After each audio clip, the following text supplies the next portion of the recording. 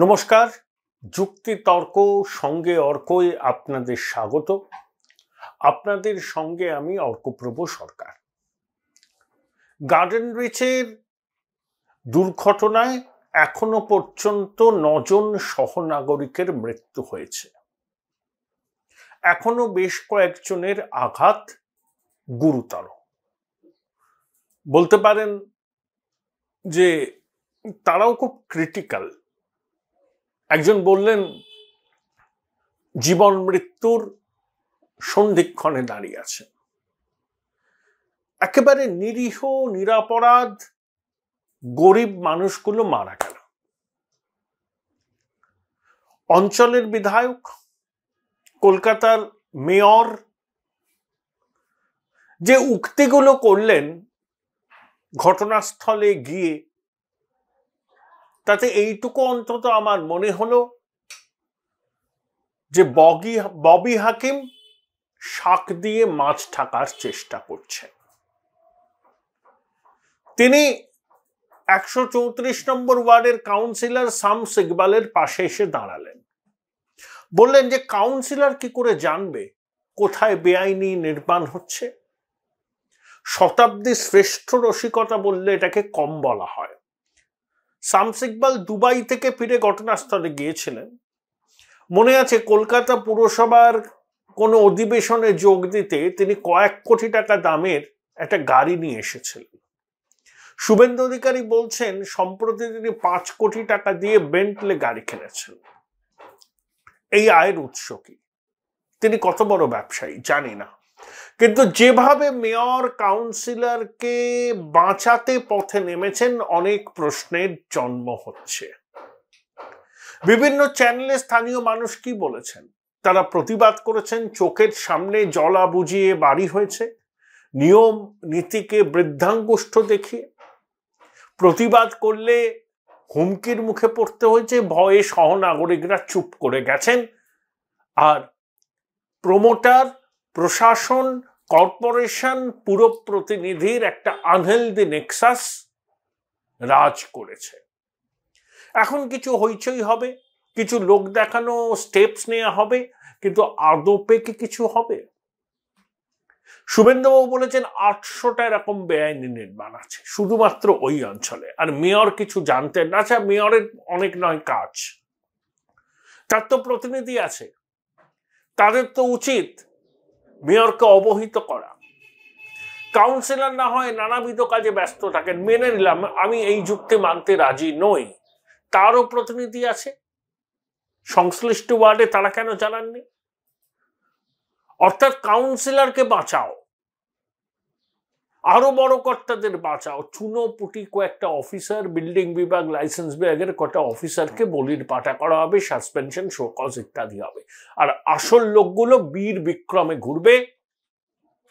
মানুষ জানে যে কারা অপরাধী। শামস ইকবাল 99% ভোট পেয়ে জিতেছিলেন।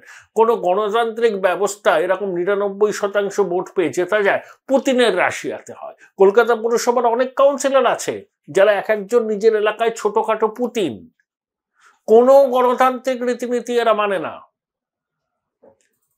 2022-এর জানুয়ারি মাসে কলকাতা পুরসভার ইলেকশন হলো, তারপরে বালিগঞ্জে বিধানসভার উপনির্বাচন হয়। বালিগঞ্জ বিধানসভার উপনির্বাচনে 2-1টি ওয়ার্ডে যেখানে তৃণমূলের প্রার্থীরা ওই 90% উপরে ভোটে জিতেছিলেন কয়েক মাস আগে, সেই উপনির্বাচনে ওয়ার্ড ভিত্তিক ফলাফল অ্যানালিসিস করে দেখা যায় তারা হেরে গেছেন। অর্থাৎ কি পরিমাণ জল মেশানো হয়েছিল ভোটের ফলাফলে তা সহজেই অনুমেয়। মানুষ গণতান্ত্রিক অধিকার প্রয়োগ করতে পারেননি, কারণ অধিকাংশ ক্ষেত্রেই তো অনুপ্রাণিত গৃহপালিত নির্বাচন কমিশনার, দলদাস, পুলিশ, তাদেরকে সামনে রেখেই তো ভোট হয়। মহিষী নারী, চালবাজ যুবরাজ গণতন্ত্রের জয়ধ্বনি দেন, সেগুলো যে কত ফাঁপা, এই শামস ইকবালের মতো লোকদের 99% ভোট পেয়ে জেতার তারই প্রমাণ করে। ফিরহাদ হাকিম বাধ্য শামস ইকবালকে সমর্থন করতে, কারণ ফিরহাদ হাকিমের নির্বাচনী কেন্দ্রের মধ্যে 134 নম্বর ওয়ার্ড বিধানসভা ভোটে ফিরহাদ হাকিমকে লিড দেন শামস ইকবাল। নিজেও যেতেন বিপুল বনে এবং শামস ইকবাল কিছু করলে ফিরহাদ হাকিমের পক্ষে তাকে বারণ করা সম্ভব নয়। শুধু ফিরহাদ হাকিম কেন, কালীঘাট ক্যামাক স্ট্রিট কারুর পক্ষেই শামস ইকবালের মতো চরিত্রদের রাশ টানা সম্ভব নয়, কারণ এরাই এক একজন স্থানীয় অঞ্চলের দণ্ডমুণ্ডের কর্তা, এরাই প্রশাসন। এদের কথায় পুলিশ প্রশাসনের একাংশ পরিচালিত হয় বলে দীর্ঘদিনের অভিযোগ। সাধারণ মানুষ যেভাবে ক্ষোভ উগরে দিচ্ছেন ক্যামেরার সামনে, তো ফিরহাদ হাকিম এই ক্ষোভের কথা জানতেন না? যদি না জানতেন, সেটা বিধায়ক হিসাবে তার মস্ত বড় ব্যর্থতা। তিনি মানুষের মনই বুঝতে পারেন না, বা তিনি যাদেরকে প্রতিনিধি করে রেখেছেন, যারা তাকে রিপ্রেজেন্ট করে সংশ্লিষ্ট এলাকায়, তারা মানুষের পালস বোঝে না বা আপনাকে সঠিক তথ্য দেয় না। আপনি তো এলাকায় যান, তা আপনি জানেন না মানুষের এই ক্ষোভের কথা? প্রশাসনে আছেন বলেন যা ইচ্ছা করার ছাড়পত্র আপনাদের কেউ দেয়নি। সুযোগ বুঝে দেখলাম গ্ল্যাক্সো বেবিও ফিরহাদকে কটাক্ষ করতে ছাড়েননি, সেই সুদূর আন্দামান নিকোবর দ্বীপপুঞ্জ থেকে ছুটি কাটাতে গেছেন। এটা আমার আমার শব্দবন্ধ নয়, এটা সম্মানীয় মুখপাত্র কুণাল ঘোষ বলেছিলেন, গ্ল্যাক্সো বেবি। তিনিও নাম না করে ফিরহাদকে কটাক্ষ করেছেন। আসলে দুজনের মধ্যে সম্পর্ক তো অত্যন্ত মধুর, কোট অ্যান্ড কোট, তাই একজন একটু বিড়ম্বনায় পড়লে আর একজন গায়ের ঝাল মিটিয়ে নেওয়ার কোনো সুযোগই ছাড়েন না। এক্ষেত্রেও তাই হয়েছে। মুখ্যমন্ত্রী 5 লাখ টাকার ক্ষতিপূরণ আহতদের জন্য এরা বলে গেলেন। 5 লাখ টাকা ক্ষতিপূরণে কি হবে? যাদের পরিবারের মানুষগুলো মারা গেল, সব অল্প বয়স, 5 লাখ টাকার ক্ষতিপূরণ দিয়ে তাদের এই জীবনে অপূরণীয় ক্ষতিপূরণ করা যাবে? ক্ষতিপূরণের অঙ্ক কেন 50 লক্ষ টাকা হলো না? যার দোষে মারা গেল বা যাদের দোষে এই ঘটনা ঘটল, হুড়মুড়িয়ে ভেঙে পড়ল বাড়ি, তাদের বিরুদ্ধে কি পদক্ষেপ নেওয়া হবে?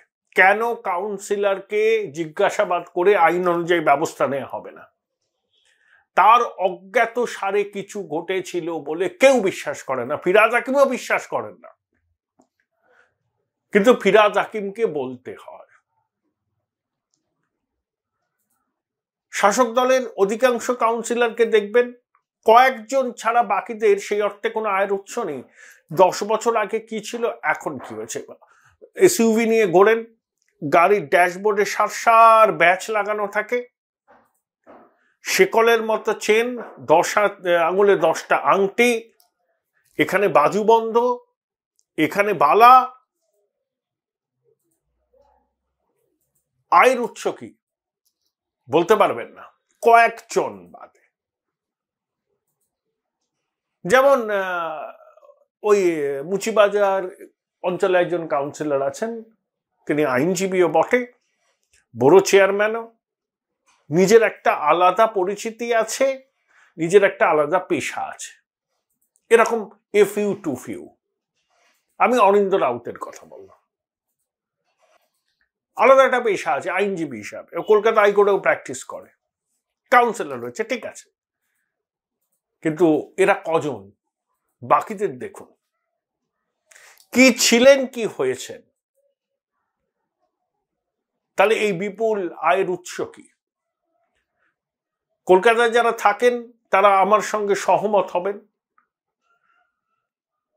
যে আপনার বাড়ি আপনি কিছু করতে চান, এক্সটেনশন করতে চান, কিছু রিপেয়ার করতে চান, কাকে দিয়ে করাবেন, কিভাবে করাবেন, চলে আসবে পুরপিতার দূত, অনুরোধ করবে ভদ্রভাবে। আপনি যদি বলেন না আমার পক্ষে সম্ভব নয় এদেরকে কাজটা দেওয়ার, তখনই দেখবেন সমস্যার সূত্রপাত। অর্থাৎ কাউন্সিলর কিছু জানতো না। বিরোধীরা বলেন যে স্কোয়ার ফিটে নজরানা অধিকাংশ কাউন্সিলরই নেন, শুধুমাত্র স্কোয়ার ফুট সেনকে দোষ দিয়ে লাভ কি? তবে এখন আর স্কোয়ার ফুট সেন নাম নেই, এখন গ্যারেজ সেন নাম হয়েছে। উনি গ্যারেজ নিয়ে নিচ্ছেন, এটাই নাকি ডিল বলেন আমাকে, সত্যি মিথ্যা জানি না, তবে যা কিছু রটে তা কিছুটা তো বটে। সেই ভদ্রলোকের আবার খুব গোসা হয়েছে শাসক দলের উপরে, টিকিট চেয়েছিলেন লোকসভায়, দেননি, বিছানার বালিশ বেজে গেছে চোখের জলে। আহারে, বলছেন যে নত্যসত্ত্ব জ্ঞান ভুলে বিজেপিকে গালমন্দ করেছি, এখন অনুতাপ হচ্ছে। ভদ্রলোককে আমি একসময় সুকিয়া স্ট্রিটে বসে থাকতে দেখেছি একজনের অফিসে। যাই হোক, সতত পরিবর্তনশীল রাজনীতি। তাহলে ববি হাকিম যেভাবে ওই কাউন্সিলরকে সার্টিফিকেট দিলেন, ওর পক্ষে জানা সম্ভব নয়। আমার মনে হলো ফিরহাদ হাকিম মেয়র নন, শামস ইকবালের মুখপাত্র যেভাবে ডিফেন্ড করেন না কোনো প্রতিষ্ঠানকে, কোনো দলকে, ঠিক ফিরহাদ হাকিম যেন শামস ইকবালের মুখপাত্র হিসাবে অবতীর্ণ হলেন। কাউন্সিলর কি করে জানবে? তার পক্ষে তো জানা সম্ভব নয় গলি ঘুচিতে কি চলছে। বা তা কাউন্সিলর জানবেন না তো কে জানবেন? ফিরহাদ সাহেব, কেন আপনি শামস ইকবালকে সার্টিফিকেট দিচ্ছেন? স্থানীয় মানুষের সঙ্গে কথা বলুন, আপনার ভোটার তো, তাদের অনেকেই তো আপনাকে ভোট দিয়েছে, তারা কি বলছে কাউন্সিলর সম্পর্কে? কতবার তারা অভিযোগ জানিয়েছে, এমনকি টক টু মেয়রও তো অভিযোগ জানিয়েছে, কিচ্ছু হয়নি।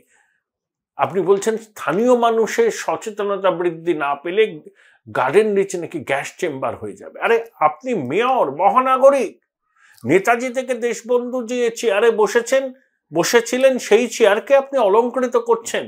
আর আপনি যদি পুরোটাই মানুষের সচেতনতার উপর ছেড়ে দেন আর শামস ইকবালের মতো বিতর্কিত চরিত্রকে সার্টিফিকেট দেন, তাহলে তো অনেক প্রশ্নের জন্ম নেবে। কি এমন রহস্য লুকিয়ে আছে ফিরহাদ সাহেব যে আপনি শামস ইকবালকে সার্টিফিকেট দিচ্ছেন? ও কি করে জানবে?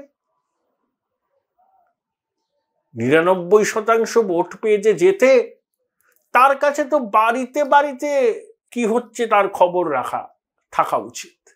কারণ 99% মানুষ তাকে সমর্থন করেন। কোন বাড়িতে আজকে মাংস হচ্ছে, কোন বাড়িতে কাঁকড়া হচ্ছে, সবই তিনি জানবেন। তিনি জানেন না 3 ফুট চওড়ায় 6 ফুট বাড়ি উঠছে? বিশ্বাসযোগ্য? শাক দিয়ে মাছ ঢাকার চেষ্টা করবেন না ফিরহাদ সাহেব। আপনি কলকাতার মেয়র, আপনি এরা সাধারণ টিএমসির মাতব্বর নন। নিজের পদের মর্যাদা রাখুন। অন্তত কলকাতা আইনের শাসনটা প্রতিষ্ঠিত হয় কিনা চেষ্টা করুন। সব জায়গায় তো শাসকের আইন, এখানে অন্তত আইনের শাসন প্রতিষ্ঠিত হোক। একজন বলেছেন এখন তো রাজনীতির সময় নয়, এখন ত্রাণ কার্য, উদ্ধার কার্যে মনোনিবেশ করতে হবে। বাণী বিতরণ করা ভদ্রলোকের অভ্যাস হয়ে গিয়েছে। এই শামস ইকবাল সহ এইসব কাউন্সিলরদের অনেকেই তার স্নেহ ধন্য। ওই যে 75-25 গল্প সর্বত্র, এটা অসরকারিভাবে প্রতিষ্ঠিত সত্য। তাই শামস ইকবালকে সার্টিফিকেট দেওয়া ছাড়া কোনো উপায় নেই ববি হাকিমের। জনরোষ কাউন্সিলরের বিরুদ্ধে থাকলেও সার্টিফিকেট দিতেই হবে মেয়রকে, তার কাউন্সিলরকে।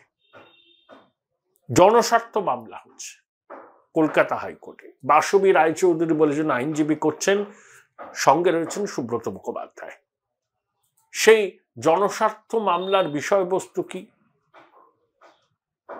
কাদেরকে জনস্বার্থ মামলার আওতায় তিনি আনতে চাইছেন, বিস্তারিতভাবে কথা বলেছিলাম সুব্রত বাবুর সঙ্গে।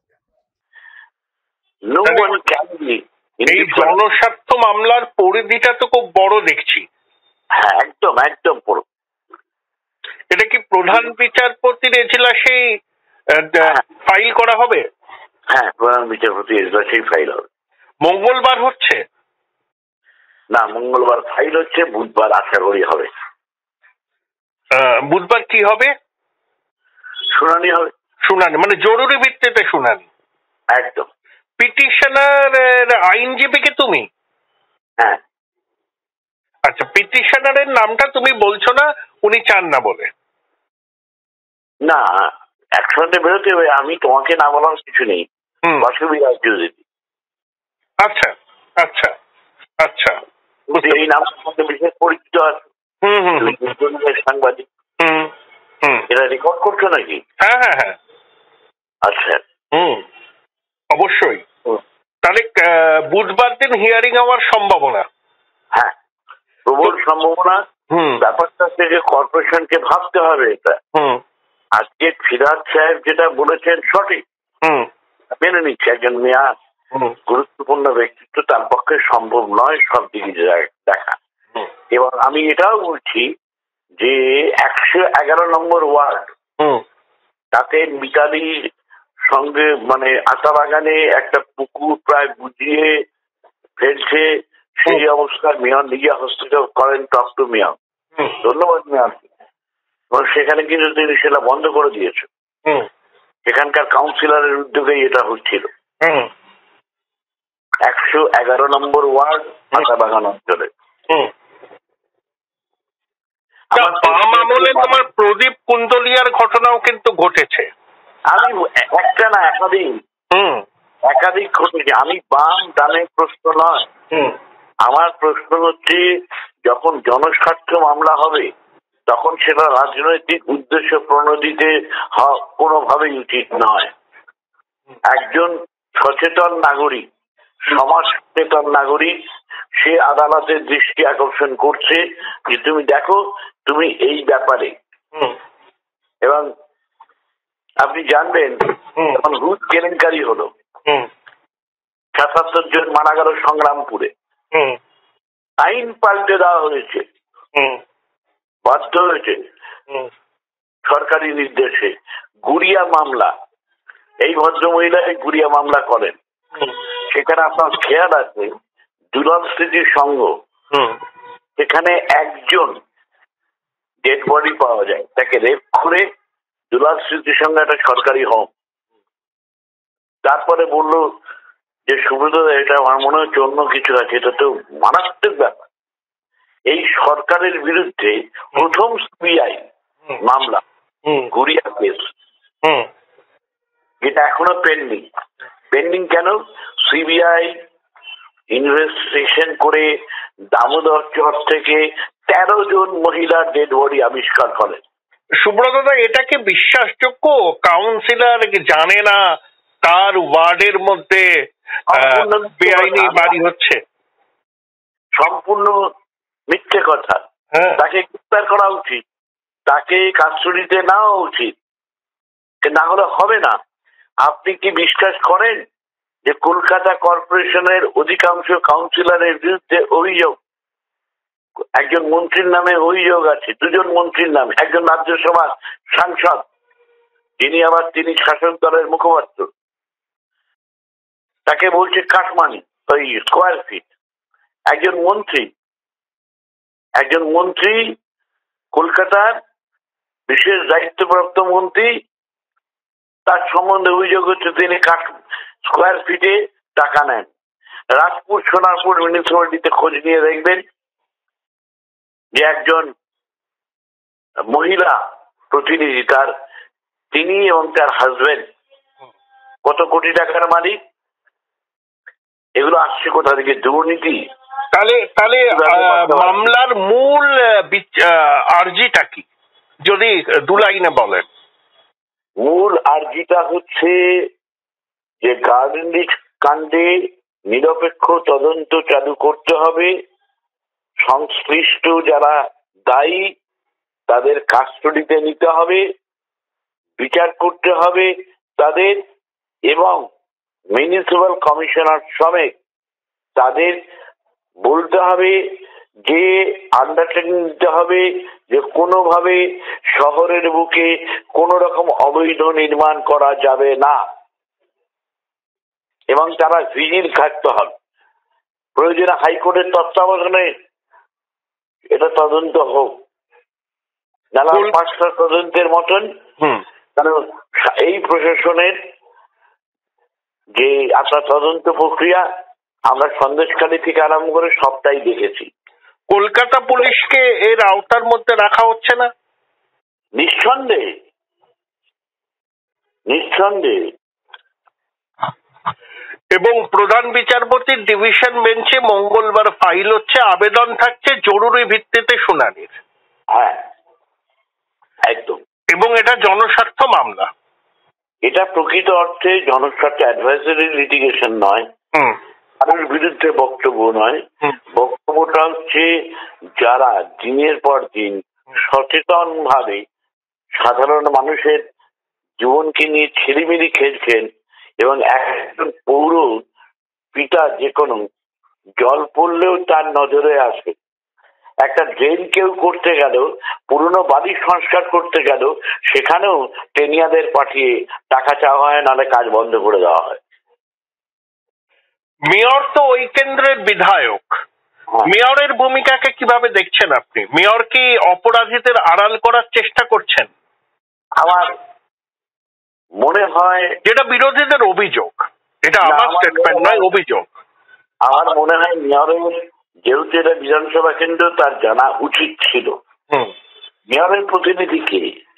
মেয়রের প্রতিনিধি ওখানে আছেন শুধু কাউন্সিলর না, কেন একজন মেয়র তিনি ব্যস্ত মানুষ, তার বিধানসভা কেন্দ্রে বিভিন্ন কাজ দেখার জন্য তার নিজের একটা টিম আছে। সেই সামসিকবালি 99% ভোট পেয়ে কাউন্সিলর নির্বাচনে জিতেছিল। ও নির্বাচনটা নির্বাচন নয়, আমার যদিও বলা উচিত না এই আলোচনায়, নির্বাচন নয়। যদি প্রকৃতপক্ষে নির্বাচন হয়, সামনে লোকসভা নির্বাচন, আপনারা শুধু কেন্দ্রীয় বাহিনী ডিপ্লয় করলো নির্বাচন কমিশন, আর এদিকে সন্ত্রাসের বাতাবরণ রইল, কতদিন থাকবে কেন্দ্রীয় বাহিনী? ইতিমধ্যে বলা শুরু করেছে। এই গার্ডেন ব্রিজ অঞ্চল থেকে বছরখানেক আগে 17 কোটি টাকা উদ্ধার করেছিল ইডি। আবার 3 ফুট চওড়া রাস্তায় 6 তলা বেআইনি বাড়ি। শামস ইকবাল বিরোধী দলনেতা অভিযোগ করেছেন যে 5 কোটি টাকা দাম দিয়ে একটা বিদেশি গাড়ি কিনেছেন। এই বিপুল বৈভব এবং শামস ইকবালের এরকম নন চ্যালেঞ্জ অ্যাটিটিউড এবং যেভাবে মাননীয় মেয়র ওনাকে ডিফেন্ড করছেন, অনেক প্রশ্নের জন্ম নিচ্ছে নাকি? একদম নিঃসন্দেহে। এটা ফিরহাদ হাকিম যে চেয়ারে বসে আছেন, কারা বসেছিলেন আপনারা জানেন? ওই চেয়ারে। আমি অনুরোধ করব মেয়র সাহেবকে যে আপনি যদি যথাযথ জনপ্রতিনিধি হন, যদি কলকাতার মহানগরী প্রকৃত অর্থে যদি আপনার দায়িত্ব পালন করেন, এই ব্যাপারে কাউকে অনুরোধ করছে, কাউকে আড়াল করবেন না, সত্য উদ্ঘাটন হোক। আপনি জানেন না গার্ডেন ব্রিজ জুড়ে কত বেআইনি নির্মাণ হচ্ছে? আপনি জানেন না বাজার হাটে কত বেআইনি নির্মাণ হচ্ছে? আপনি জানেন না যে দক্ষিণ কলকাতায় কোন কোন অঞ্চলে হচ্ছে? এমন কিছু অঞ্চল আছে, অনেক অঞ্চল যেখানে কোনো প্ল্যান নেয় না। আমি আপনাকে খুব সচেতন ভাবে বলছি, কলোনি এরিয়াতে কর্পোরেশনের আইনে কিন্তু কলোনি আইনে বাড়ি করতে গেলে প্ল্যান লাগবে না, কথা কোথাও বলা নেই। আমার আপনারা কি আদালতের পর্যবেক্ষণে তদন্ত চাইছেন? সিবিআই তদন্ত চাইছেন? কি চাইছেন? আদালতে বসে ছেড়ে দেবো না, আদালতের পর্যবেক্ষণে কারা তদন্ত করবে? কোন এজেন্সি? দেখুন, লোকাল এজেন্সি প্রভাবিত, খুব স্বাভাবিক। তবে সেই দিকেই যেতে হবে, মানে সিবিআই তদন্ত তাই দাঁড়ায়। যদি সিবিআই সঠিকভাবে কাজ করে, নাহলে সিবিআই এর ক্ষেত্রেও বলার আছে। আপনি জানেন খুব বড় করে, প্রবীণ সাংবাদিক হিসেবে, সারদা মামলা কতদিন আগে সুপ্রিম কোর্ট জাস্টিস ঠাকুরের বেঞ্চ, সেই মামলা আমিও ছিলাম, আমিও আর্গুমেন্ট করেছিলাম সুপ্রিম কোর্টে। 3টে মামলা। আপনারা কেন্দ্রীয় এজেন্সির তদন্ত চাইছেন? হ্যাঁ, আদালতের পর্যবেক্ষণে, নাহলে সিবিআই যে কোনো কোনো সময় যেভাবে শিক্ষক নিয়োগের দুর্নীতির তদন্ত হচ্ছে, হ্যাঁ তাই তো? Thank you. Join Indian Institute of Hotel Management now. Right choice, right decision.